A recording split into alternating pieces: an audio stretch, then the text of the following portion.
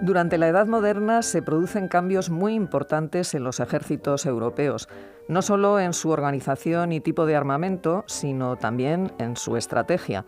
Todo ello tuvo consecuencias políticas, sociales y económicas que afectaron al equilibrio de poderes en el continente.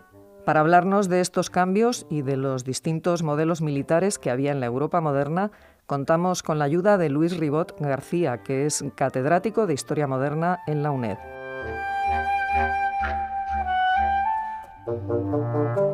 Buenos días, Luis. Bienvenido a Sin Distancias. Buenos días, Clara. Muchas gracias. Encantado de volver por ahí. Bueno, pues si te parece, empecemos por el principio. ¿Qué se entiende por un modelo militar? Bueno, siempre se ha hablado de la revolución militar, que sería un gran cambio en las formas de hacer la guerra, en las formas de reclutar los ejércitos, en las técnicas, en el armamento, la aparición de las armas de fuego, la difusión del arma de fuego individual, la artillería, el desarrollo de la fortificación, todas estas grandes novedades que tienen lugar en la Edad Moderna. Y se les ha dado esta etiqueta de revolución militar, que es un término que se ha discutido mucho. Yo prefiero, más que hablar de revolución militar, referirme a los modelos militares. ¿Por qué? Porque me parece que las transformaciones que se producen tienen un carácter fundamentalmente, diría, vinculado a los distintos monarcas o soberanos de la época. Estaba tentado a decir a los distintos países, a las distintas naciones, pero estos términos me parecen bastante imprecisos en los comienzos de la modernidad. Prefiero hablar de las monarquías, de los estados, también la palabra estado es compleja. En última instancia, de los modelos. ¿Por qué? Pues porque hay un modelo español, hay unos modelos italianos, hay un modelo francés, hay un modelo inglés, hay un modelo del imperio, del emperador austríaco, de Austria-Alemania, hay un modelo sueco, luego aparecerá un modelo prusiano, un modelo ruso. Yo creo que identificar cada uno de estos modelos nos permite acercarnos a lo que es la evolución de los ejércitos europeos bastante mejor que utilizando el viejo concepto de revolución militar, sin entrar en el debate de si es correcto o no correcto este concepto. Bueno, Luis, y de todos estos modelos que has señalado, ¿cuáles destacarías? ¿Cuáles serían los grandes modelos de la Europa moderna? Bueno, evidentemente, cada soberano de la época desarrolla un modelo, pero es evidente que hay modelos mejores y modelos peores. La guerra deja poco espacio a la opinión, es decir, yo puedo pensar que es mejor un modelo, tú puedes pensar que es mejor otro, pero la guerra decreta cuál es el mejor, es decir, el que gana, es clarísimo. Si tú ganas la batalla es porque has tenido un mejor modelo, y si tú ganas la guerra, que es un conjunto de batallas, pues todavía más, De manera que diríamos que los mejores modelos son los que obtienen los triunfos, Y los modelos que obtienen los triunfos son los que van a ser imitados por los otros países, los que quieren desarrollar sus ejércitos para obtener también el éxito. Hablaba de los soberanos. ¿Por qué? Porque son los monarcas, los duques soberanos, los príncipes soberanos de la época, los que desarrollan estos modelos. Porque la gran característica de la época moderna, que se diferencia, por ejemplo, del mundo medieval, es que la guerra se va a convertir en un monopolio de los soberanos. Es decir, en una monarquía es el rey el único que monopoliza la fuerza militar. En un ducado independiente es el duque. En Roma, por ejemplo, que son los papas los soberanos, pues es el papa, o en el imperio, sobre todo en la zona que controla más directamente, es el emperador, etcétera. Son los reyes. De manera que hablamos de modelos principescos, por no decir estatales, que ya te he comentado que la palabra estado es complicado. ¿Cuáles serían los más importantes? Sin duda, el primero que se impone es el español.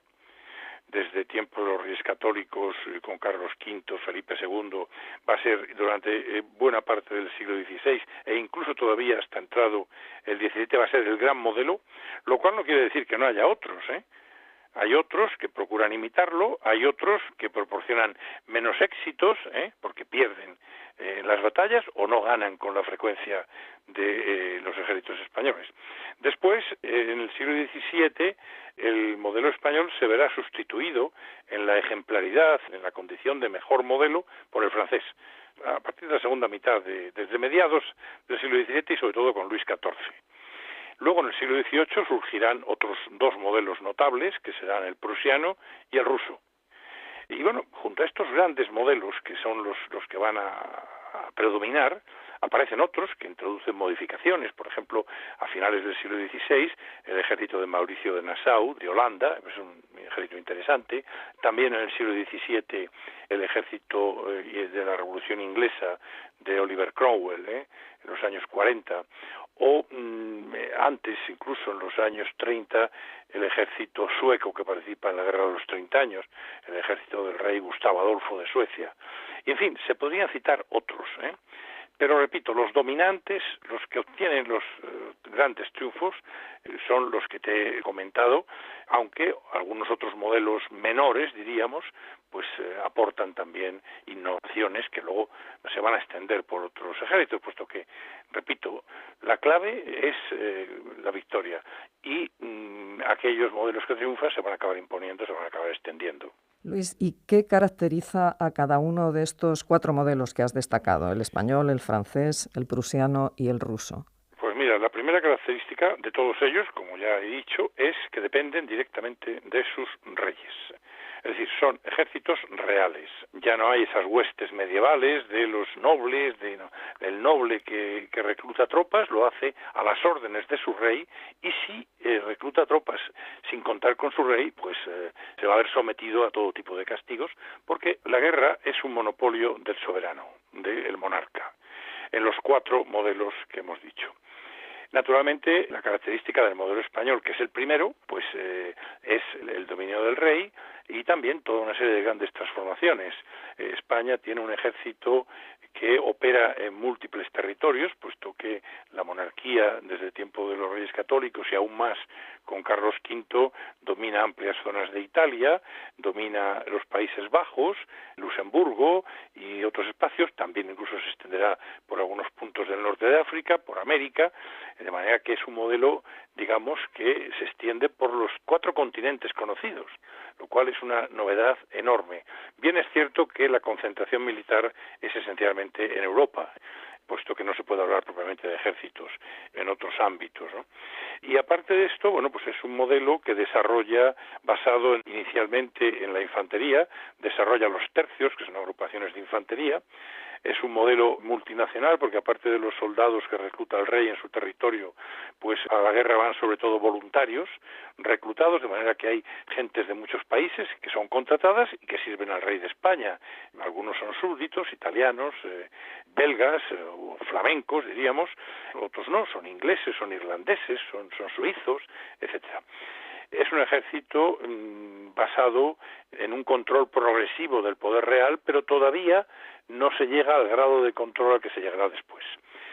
Es precisamente el control estatal lo que va a caracterizar al ejército francés. El ejército francés copia muchas cosas de muchos de los avances precedentes del ejército español y de otros, pero el gran logro de tiempos de Luis XIV es un gran predominio del rey sobre su propio ejército, mayor que el que habían logrado los españoles. ¿Cuál es la consecuencia? Bueno, pues que funciona mejor, que recluta más gente, que es capaz de mover a un mayor número de tropas durante más tiempo, que es capaz de llegar a cifras más altas. Bueno, pues porque detrás de todo esto hay una organización política, diríamos estatal entre comillas, que es la que explica todo esto. Hay que pagar a los soldados, hay que abastecerlos, hay que moverlos, hay que vestirlos, hay que darles armas, hay que mantenerlos, hay que imponer la disciplina, etcétera. Es decir, todo avanza hacia el control estatal. Y luego, los modelos prusiano y ruso son parecidos en este sentido de un incremento del control estatal, pero tienen algo más que había empezado ya en el escrito francés y bueno, y lejanamente también en el español, que es la obligación militar, la universalización o la extensión a capas sociales cada vez más amplias de la obligación de contribuir al ejército. Es decir, aunque sigue habiendo voluntarios que se mantendrán mucho tiempo y gentes que proceden de otros países, es decir, los ejércitos tienen un importante componente multinacional, no solo súbditos del rey que les paga, sin embargo, cada vez son más los súbditos del rey que acuden en virtud de conscripciones, es decir, de obligatoriedad de servicio. Se está avanzando hacia el servicio militar, todavía no se llegará al universal, contribuirán sobre todo las gentes necesitadas, los ricos lograrán eximirse cada vez más, pero se avanza hacia esto. Y lo que tenemos ya en los ejércitos prusiano, en Prusia incluso, la Prusia de Federico II en el siglo XVIII, es una sociedad militarizada. Rusia no tanto, pero también en un cierto grado a través de los grandes nobles que reclutan para el rey.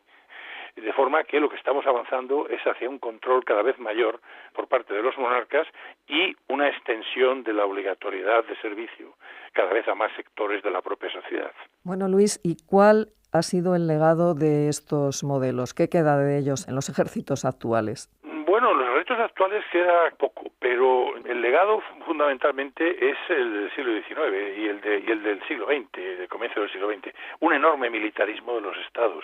Es decir, los estados se han ido construyendo a lo largo de la época moderna y muy claramente ya a finales del XVII y sobre todo en el XVIII a partir de los ejércitos. Es decir, el gran elemento que ha estructurado los estados, que ha estructurado la organización administrativa ha sido la guerra, ha sido los ejércitos.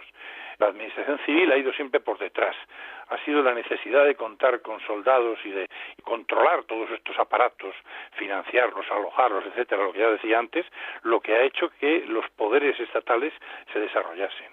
Y de esto ha quedado una huella terrible que es el militarismo. Ese militarismo que impregna la sociedad, ya se habla este es un prusiano, se dice, ¿no? Alguien que es un defensor de lo militar. Bueno, ese militarismo que ha impregnado las sociedades, unas más que otras, que explica la frecuencia de las guerras en la Europa moderna y, por supuesto, en el siglo XIX, y que explica también, bueno, esa gran catástrofe a la que hemos llegado en el siglo XX, que han sido las dos guerras mundiales, que han supuesto el hundimiento de Europa en el conjunto de los continentes, y, en fin, han tenido unas consecuencias terribles en pérdidas de vidas humanas, en destrucciones materiales, en fin, este yo creo que es el gran legado de estos modelos. Se podría hablar de otros menos negativos, pero este es sin duda el más destacado. Afortunadamente, bueno, no sé si afortunadamente, espero que el mundo vaya en otra dirección y que se hayan superado todas estas locuras, pero casi esto ya es un deseo más que otra cosa. Sí, yo también comparto ese deseo, aunque no tengo muchas esperanzas. Claro, eso me ocurre a mí.